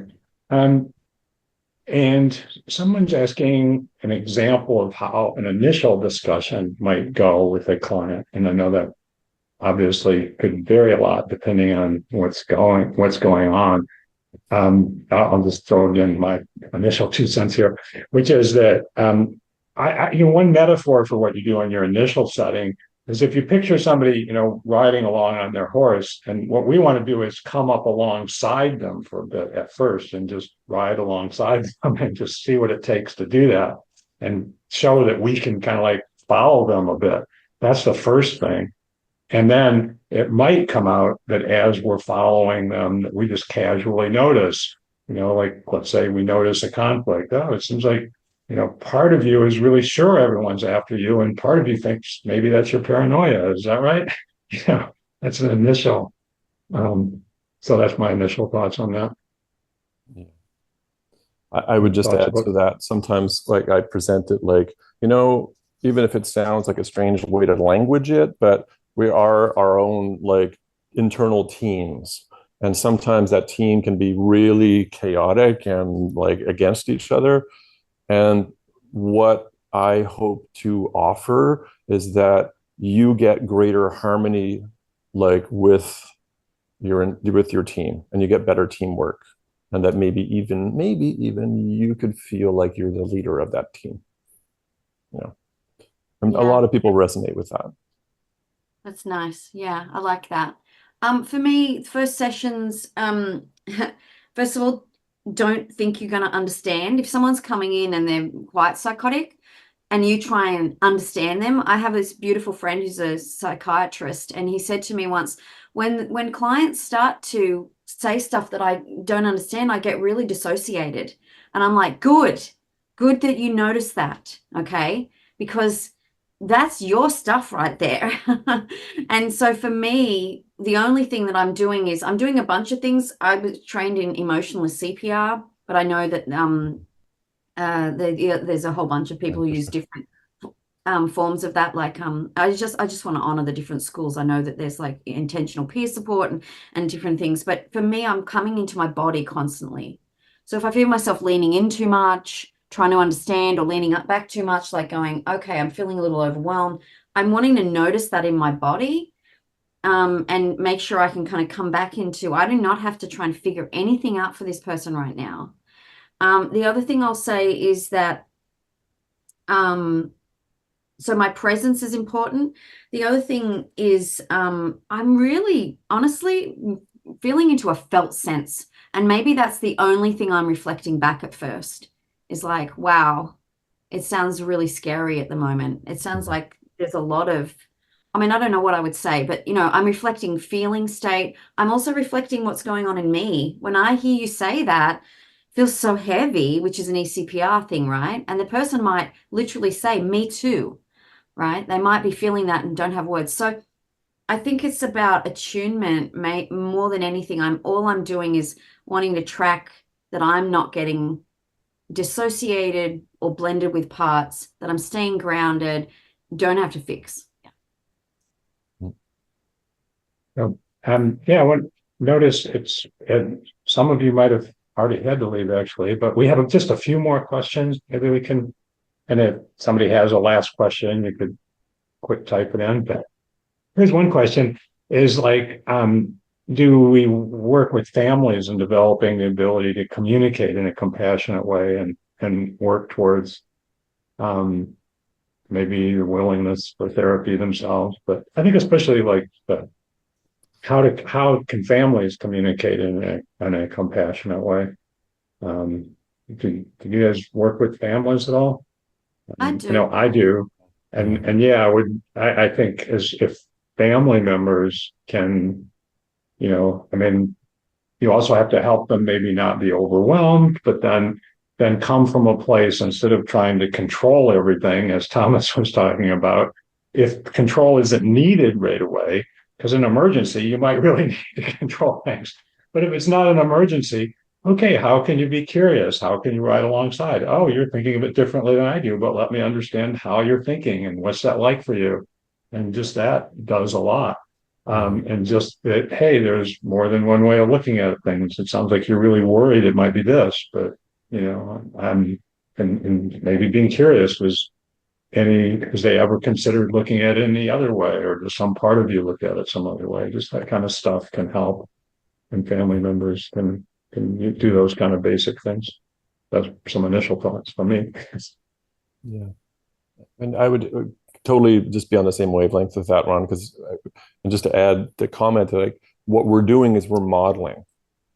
When the family is there witnessing, if the person's cool with the family being there witnessing our conversation, it's like how to model how to relate to the person who's having intense, strange experiences so that they can feel like, oh, okay, maybe I could do a little bit of that, but I'm still not the therapist. And then still like you were saying, Stephanie, too, is like sometimes talking not from our own parts. Like this is a nuance for the interpersonal aspect of IFS, which is especially in couples therapy, but applies elsewhere, where we can notice when we're getting into like a part of ourselves is like a protector part or whatever, like dissociating or managing or whatever is kind of taken over a bit, is to say like, I'm noticing there's a part of me that wants to do this, wants to tune out, wants to take control, but because people pick up on that, right? So it's better just to like, especially when people have high reactive antennae to threat, is to be totally transparent and to say like, yeah, there's a part of me that is doing that right now, and I'm asking it to step aside so I can be with you, right? And we can also model that for family members. Yeah, nice. There's a couple of things I talk to the family members about is things like the negation reflex. There's a great article on paranoia and the negation reflex, and that if we kind of try to negate someone, they kind of end up needing to hunker down on their position. And so curiosity is really important. That's a bit later. At first, I'm much more interested in the whole family dynamic and seeing if the family can see the way that they create those dissociotic moments, those moments where the person dissociates into metaphoric language. Because often what will happen is something is being said in the session that's very clear and very powerful, and then one family member will just say something that's really triggering to the person. All of a sudden they're telling us about how the CIA is after them. And it's like, let's slow down. What just happened? And hopefully I at the moment, when I work with families, I'm working with the individual and then I bring in the family. So I know their system really, really well. And I'll see if there's permission for me to say to that person, does it feel okay right now to find out what just happened? And most times they're quite willing in front of their family to unpack something with me. And then the invitation is whether the family member can cope with what they're hearing, which is usually what they said and did impacted that person. And there's a lot of times when there's a lot of fragility from the family around they don't want to hurt and harm, that they love their loved one, and at the same time they can easily go to blaming themselves, which is not what we're trying to do. So for me, it's but I encourage all family members, all the main, well, I encourage them to go to IFS therapy, basically. So, mostly at the moment I'm working with a family member where it's mainly the mum. She's going off to have therapy on her own parts.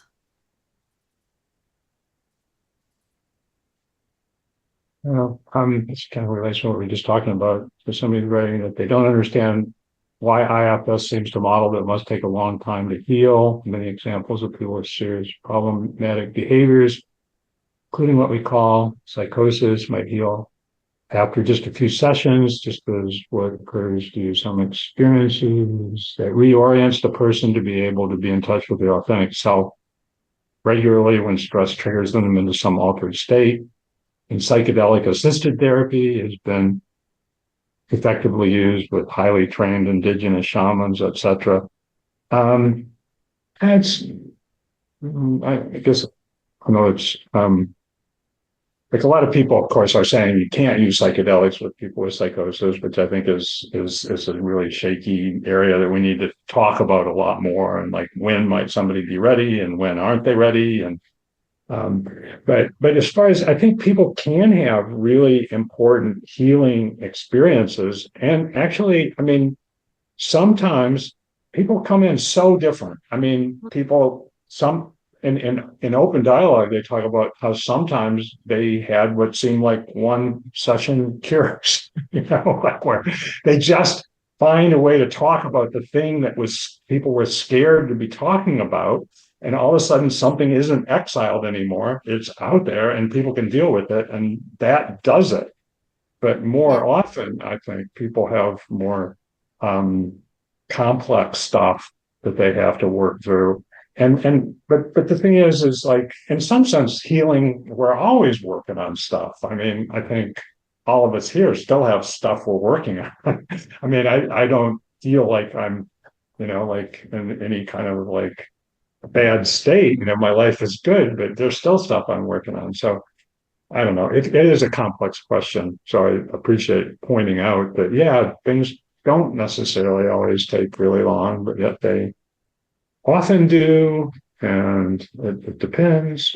I don't know. What do you guys think? I don't think that IFS teaches that it takes a long time. So I'm not sure where that person got that idea from, but I can hear that we are talking about that a little bit today, and it can sound like that, but that's not the perspective of IFS. The other thing I'll say is I had one woman, because I'll be starting research soon, and I was chatting to some folks about, come to my research. And there was one woman who said to me that one of the most helpful things for her was the compassion of self, that when her voices get really big and scary, if she just literally says, I love you, doesn't get caught in trying to argue with them in the way she used to. She said they just feel so much better, and they feel less afraid and less aggressive. And so it's kind of like a win-win. She's like, everyone else in her system is happy. The voice feels held and understood. And that's purely from her self-energy saying, I'm hearing you and I love you, even though I'm, whatever the voice is telling her that's kind of mean. Mm-hmm. So, yeah. Somebody had a question about distinguishing between voices or audible thoughts. In fact, I'll dabble in that very quickly, if that's okay. What I always do with clients is I do like every freaking client because they come to they've gone to the emergency or they've seen their doctor and they talk about voices, right? And then there's that actual assumption like, oh, you have auditory verbal hallucinations. Well, let's take a second and tease that out.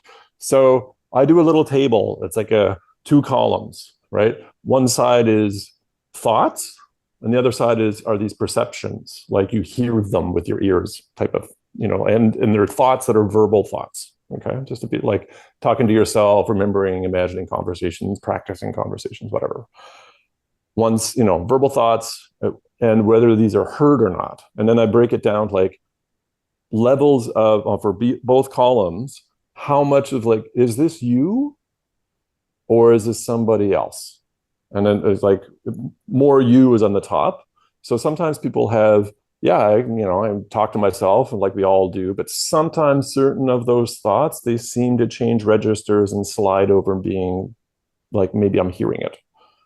But voices would be something else where you're further down, where it doesn't feel like it's you. And it may or may not be perceptualized. When it's really not you, but it's somebody out there in the world, that would be like an inserted thought. But if it's somebody out there in the world and you can hear them, then that's technically auditory verbal hallucinations. And then there's this middle zone of like, I hear it, and I know it's only coming from me, but it's not really me, but it might be a part of me. So it might be more dissociative or a part. And sometimes those show up like in the room, like literally out there, but sometimes just inside. And what is that? Where do we draw the line? What is psychosis or not? Well, there's first rank symptoms. It's like anything other than, my thought in my world is anything other than that is psychotic. But, Schneider didn't believe in dissociation. So anyway, so that's how we tease it out. And I always use that sort of table with folks, and people are really, really good at going like, actually, I don't have any auditory verbal hallucinations. I do have some audible thoughts, I think, I'm not sure, but I definitely have parts of myself. Sometimes I hear them, sometimes not. Sometimes they have inserted thoughts, but not that often. So that's kind of how we map it out. And those are just like for the form content, but not in the content, how long they've been there, the nature of these people, anything like that. Just the form. If that answers the question. It can get quite complex. Like I usually don't identify as a person who hears voices, but I hear like within myself, parts of me, what I consider parts of me, but they will maintain they are not parts of me. I'm like, okay, well, you don't like to think that you're part of me. I understand that. Yeah. Yeah, that's all cool. That helps me to understand a lot, Ron, about, this is a bigger conversation and I know we have to finish now, but that helps me to understand some of your questions about UBs and people's parts who don't think that they're part of them. But it feels like that those parts are part of you. Yeah, and someone's asking that also in the question and answer, that they know that unattached burdens are rare, but curious what the panelists thought of UBs and people going through psychosis. I think it's a really complicated thing. We could probably talk about a lot, but it's so common for people to have stuff that they're experiencing that they don't think is them. But as they work with it, that often shifts. And it might be that there's, even when you find something that never does identify as part of the person, it still could be, we can be agnostic about it. Like, that part doesn't seem to can't identify any positive role and doesn't believe it's part of you. Okay, maybe there's another way we can work with it. Like send it love, let it go somewhere where it belongs. Exactly. Yeah. Other comments on that? Yeah, well, I suppose I will speak to the IFS perspective around unattached burdens, and I will say that for me, I'm always wanting to stay close to the client's experience. I really am not interested in negating a client's experience. So if a person feels like there is a voice or an entity or a being or whatever, part that isn't themselves, first of all, most times if a client comes in saying that to me, I'm a little bit skeptical. It sounds like a manager has made that decision about another part. And so we want to spend a fair bit of time getting to know the part who first of all thinks that and why it thinks that, and then seeing if we can go to the part that they think is not a part of them and get to know that part. And we spend quite a bit of time asking questions to ascertain why it's here, what role it does, why it does its role, to see if there is any sniff of a positive intention, even if for quite a long time it says, no, I'm just here to destroy that person or whatever. We want to say, but yes, but why? Why is it important? You know, like, how long have you been here trying to destroy this person? Because, you know, sometimes I'll say I want this person to be away from their pain. But, you know, if it continues that way and it is just like, no, I'm just here to destroy them because they're a vile, worthless creature or something. Again, I'm going to spend a lot of time going like, how did you come to know that? And it's only after quite a long time that we would sort of say I would start to kind of wonder if maybe this part isn't, you know, a part in their system. And then I might say, are you a part of the, you know, client, Pedro? And if it says no, then we do have a protocol in IFS for releasing these unattached beings to the light where they can heal, actually. And I think it's, for me, important there's two things. We don't want to, I think there's a trap in IFS, and unfortunately too many people are being trained in IFS and getting a little bit caught up into too quickly noticing UBs or legacy burdens. I had a woman the other day, okay, I'm totally blended with the judgy part now. I had a person speak to me about how this therapist say to me, oh, I'm having a lot of legacy burdens come through my office at the moment. And I was a bit like, I don't know. I mean, that could be just an energetic thing, I suppose, but I also feel a little bit dubious about how are you sniffing out all these legacy burdens in so many different clients? Is that a bias that you're holding and you're kind of seeing them? Because for me, I wait until the client's telling me that this isn't only their burden, it's something from their family or their social context or some, you know, social family burden, cultural family burden. So the same thing with, you know, that is a pitfall in IFS, is that these people who are new in the model are, you know, kind of seeing UBs under every rock, right? So we don't want to do that, but we also don't want to negate someone's reality. And for me, I want to finish by just explaining how deeply healing it was for me, because I have had my own experience of a UB. My mother didn't want me to be born. I was an inconvenient pregnancy for various reasons I won't go into, just for my family's privacy. And she really wished me not born. And I had a sense when I was growing up, apart from all the abuse and the pain and difficulties I had, which definitely could have made me feel like something was out to get me, because a lot of people were out to get me as far as the abuse. I had multiple abuses. But I had a deeper sense that just like there was some entity. I had a part who believed bad things come get me. And when we worked with that part for a fairly long time, and eventually I can't remember the session and how it went fully, other than we got to a place of realizing this was not just a belief of a part. This was actually some sense of an entity actually was coming to get me. And so when that was released, and when we asked that entity why it came in, it said, I came on the bidding of your mother. It had no good intention. It was just here to destroy me. And now, whatever framework you believe that through, whether you believe I'm making up stories and this is a mental construct, whether you believe like I do that it was a spiritual experience, I don't really mind. Ultimately, the level of healing that I felt from the experience of having that entity go to the light, that was night and day. The part of me who held the fear, bad things come get me and I am not safe in the world, pivoted her belief from bad things come get me to people are scary and I could still be harmed. But no longer am I afraid of just the world. Like, the world was terrifying to me. And I think that is what I don't want to see lost in any concern that we have around a person who is having, you know, is saying, you know, this isn't a part of me. I don't want to jump too quickly to assuming it's a UB. I also don't want to discount or say that it's not. And you know, to be honest, if we let something go to the light and then it's back, well, I believe, Ron and Thomas, because I know you guys don't necessarily agree with me, that I believe that the system is self-correcting. So if we make a blunder, the system will tell us.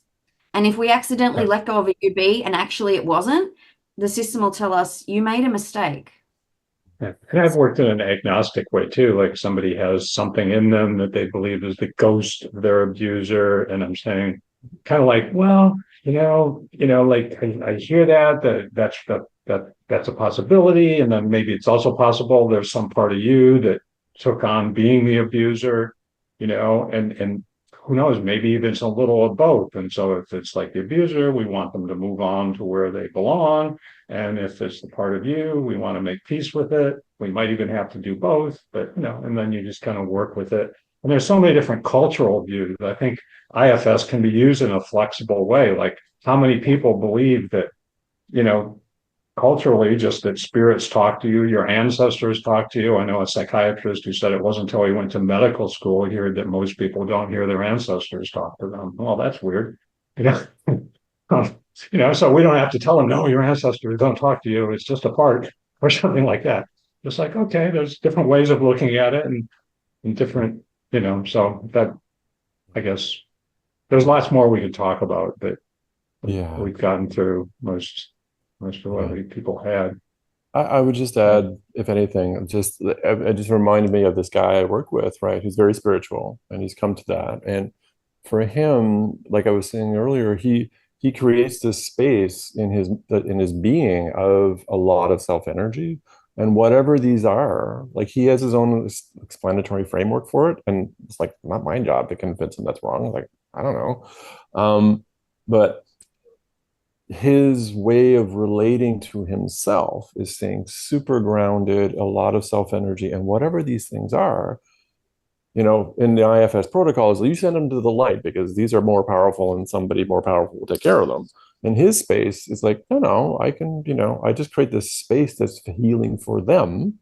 They do whatever level of healing they need and then they move on. Right. Which is like, that's cool. Yeah. And Thomas, can I just say what I love about that example is as you followed his lead, you said he's now getting to the trauma work. So yep. That for me, I mean, obviously I'm a trauma therapist and I'm biased, and that's always my bias. But I think that's the key, right? It's like there's something about he's healing something in his system to the point now where there's some sense of being able to turn towards I think is probably some of the core of it. But of course, I don't know the client, but that's my bias is what I'm speaking for. Yeah, and whatever that, like, it's one way to think about it is he's practicing with whatever these entities are, wherever the hell that's coming from. Like, we don't need to know; it doesn't matter, because because the key is him working on having that so much self energy that he can practice with those things, and then in that space, his own stuff's going to come up and do its healing, right? But it's so much about cultivating that space, right? Cultivating that space with other people too, helping people get ready to be in self as they deal with their family or as they deal, that can also be really healing work. Somebody's asking about the power of creatively expressing parts and voices, which I think can be fun. That could be a whole workshop, but and yeah, so but anyway. Final thoughts, or I could also say, yeah, final thoughts from you guys. Anything you want to say to wrap it up? Or I really appreciate you coming here and sharing your thoughts here, and I appreciate the people that attended and joined in and asked questions. I don't have anything. I just think it's been just a lovely conversation. I feel like I covered off almost everything that I would have hoped to have. I've been really grateful for both of your sharings as well. Yeah, thank you.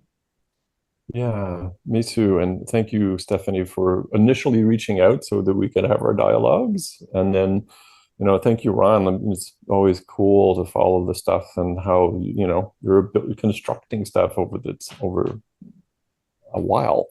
So really grateful to be part of this conversation. And Yeah, thanks. All right. Okay. Take care, everybody. We'll send out the recording when it's ready. Bye-bye. Bye. Bye.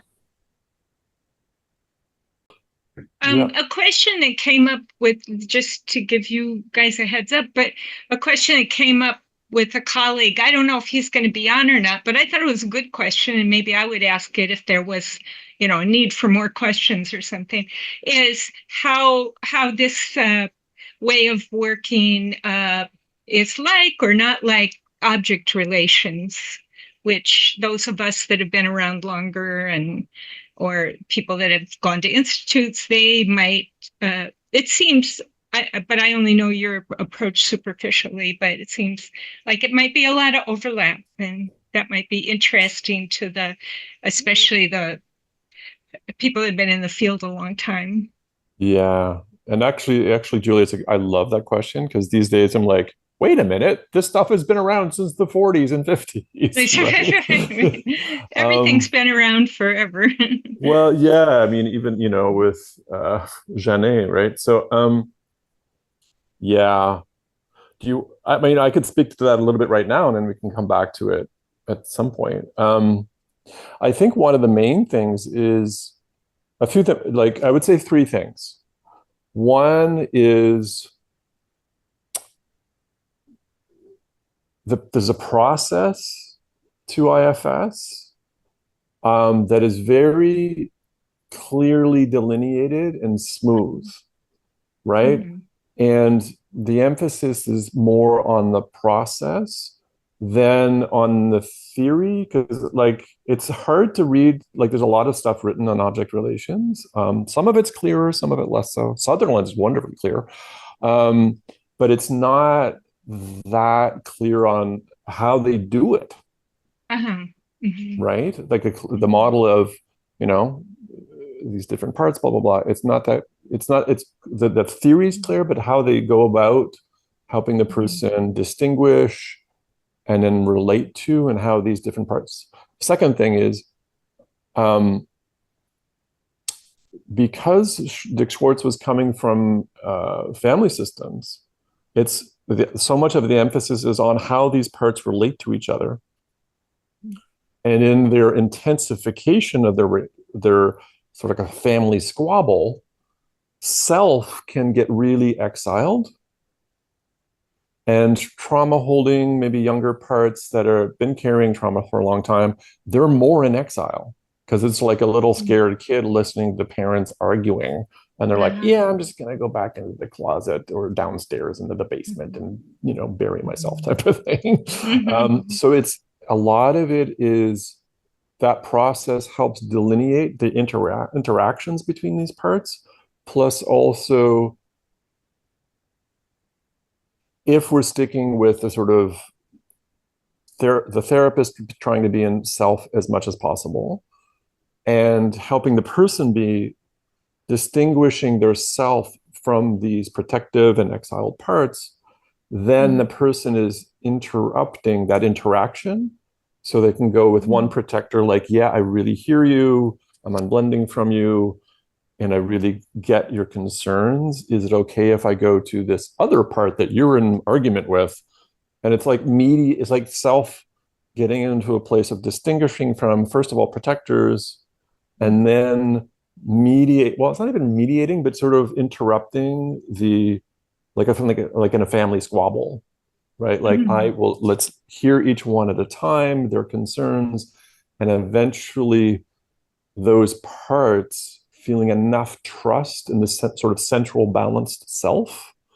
For that central balanced self, or the ego from object relations theory, which has very similar ideas about self, to be able to go and retrieve and take care of that isolated part that's been isolated, exiled, feeling miserable, ashamed, etc., and reconnecting with.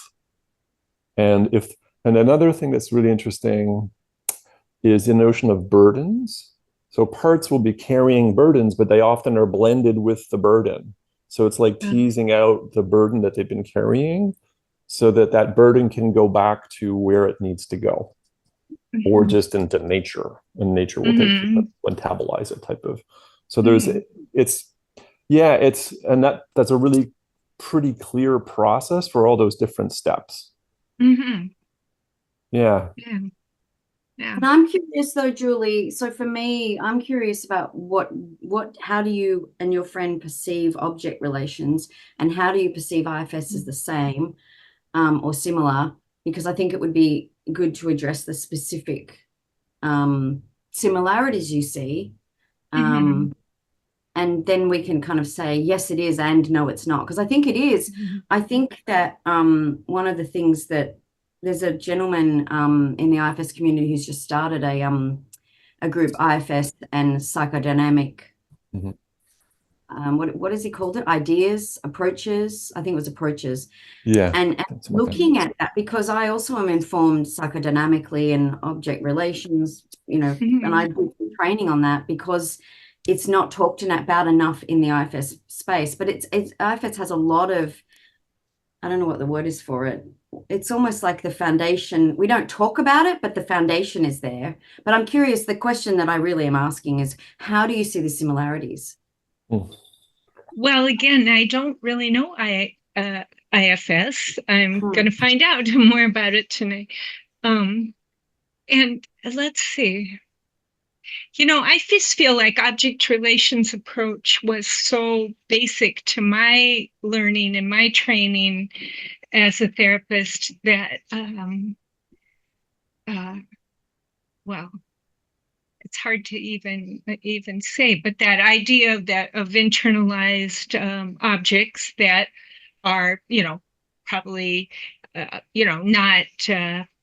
clearly your father is internalized, but pieces of different experiences and people are internalized and getting in your way or Well, that's a much clearer question to me, and that feels a lot easier to answer. And what I would say about that piece is that what I love about IFS is it's sort of like yes and just about everything. It's kind of like, is IFS like voice dialogue? It's like yes and so much more. Is it like, has it got some psychodynamic underpinnings and some things we can draw on? Yes, and so much more. And like Thomas said, we've got this lovely protocol that once you learn it and you can let go of it because you don't want to protocol someone, right? But you do want to do a process with them, holding the protocol very loosely. But we have this way of kind of like, I think, Thomas, I thought I understood what you were saying is like object relations doesn't really tell you how to work with someone. It just is a theory. Is that what I heard you say? Yeah, at least there's training and then there's what's written about it. So I haven't had training, but from what I've read, right, it's not that clear. And